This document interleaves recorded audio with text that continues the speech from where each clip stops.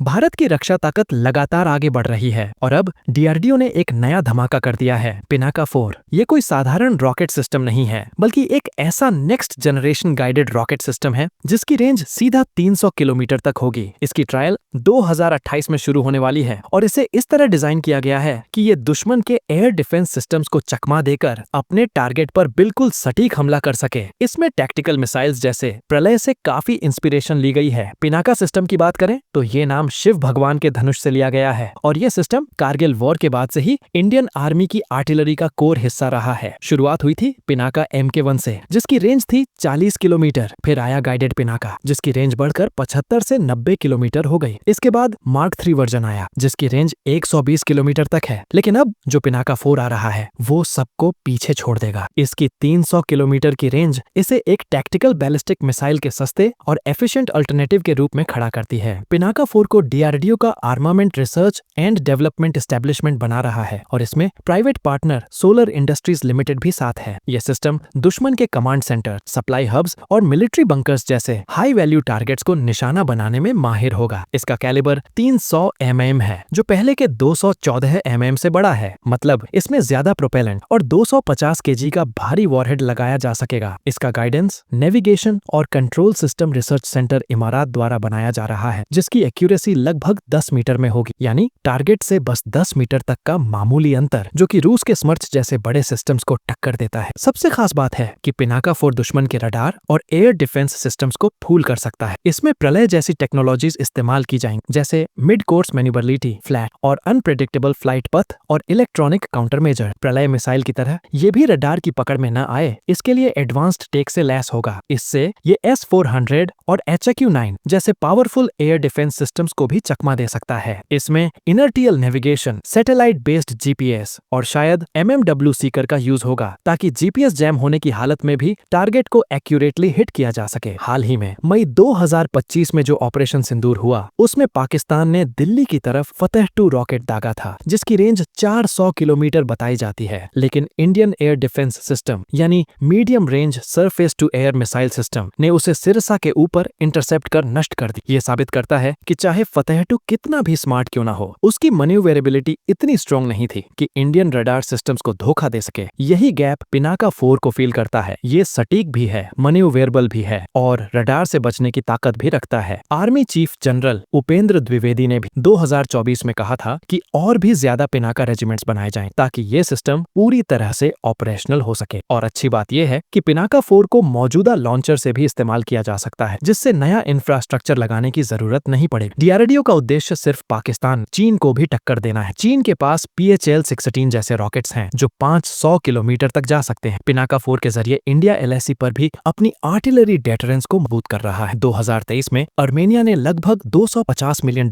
में पिनाका सिस्टम्स खरीद। इसका मतलब ये है कि पिनाका 4 न सिर्फ भारत की रक्षा को मजबूत करेगा, बल्कि ग्लोबल आर्म्स मार्केट इंडिया की पोजीशन को भी अपग्रेड करेगा। 2030 तक जब ये सिस्टम पूरी तरह से आर्मी में इंडक्ट होगा, तब भारत के पास एक ऐसा इंडिजीनियस गाइडेड रॉकेट सिस्टम होगा जो न सिर्फ टैक्टिकल मिसाइल्स की जगह ले सकता है, बल्कि अपने प्रिसिशन, कॉस्ट इफेक्टिवनेस और स्मार्ट फीचर्स से बैटलफील्ड का पूरा गेम बदल सकता है।